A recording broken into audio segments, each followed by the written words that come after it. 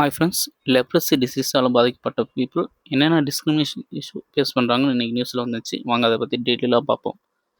அவங்க என்னென்ன problem face பண்ணுறாங்கன்னா, ஸ்டிக்மா, ஃபியர், மிஸ்இன்ஃபர்மேஷன், அப்புறம் அது மட்டும் இல்லாமல் லீகல் அண்ட் சோஷியல் டிஸ்கிரிமினேஷனும் ஃபேஸ் பண்ணுறாங்கன்னு சொல்லியிருந்தாங்க.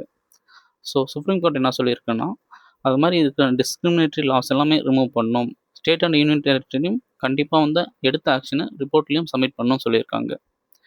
நேஷ்னல் ஹியூமன் ரைட்ஸ் கமிஷன் ரிப்போர்ட்டில் என்ன சொல்லியிருக்காங்கன்னா, 97 லாஸ் டிஸ்கிரிமினேட் பண்ணுற மாதிரி இருக்குது.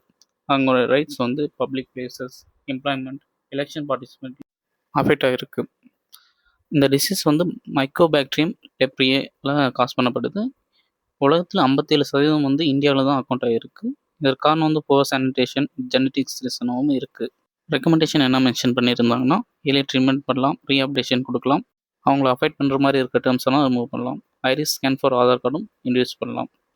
இது ஃபுல்லாக க்யூர் பண்ணுற டிசீஸ் தான், அதர் பர்சனும் இன்ஃபெக்ட்டும் பண்ணாது.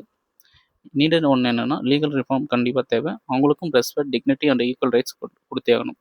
சரி வாங்க, ரிவிஷனுக்கு சீக்கிரமாக 5 பாயிண்ட்ஸ் பார்க்கலாம். இது ஃபுல்லி க்யூரபிள் டிசீஸ் தான். 57% கேசஸ் இந்தியாவில் தான் இருக்குது. சுப்ரீம் கோர்ட் டிஸ்கிரிமினேட் லாஸ் எல்லாம் ரிமூவ் பண்ணணும்னு சொல்லியிருக்காங்க. NHRC 97 லாஸ் அது மாதிரி டிஸ்கிரிமினேட்டரியாக இருக்குன்னு சொல்லியிருக்காங்க. Iris scan for Aadhaar card. Friends, இது மாதிரி இம்பார்ட்டன்ட் டாபிக்ஸ் எல்லாமே நான் ஒரு லாங் ஃபார்ம் வீடியோமாக டெய்லியும் அப்டேட் பண்ணுறேன். வேணும்னா கமெண்ட் செக்ஷனில் எஸ்ன்னு சொல்லுங்கள். கூடிய சீக்கிரமே ஸ்டார்ட் பண்ணிடலாம்.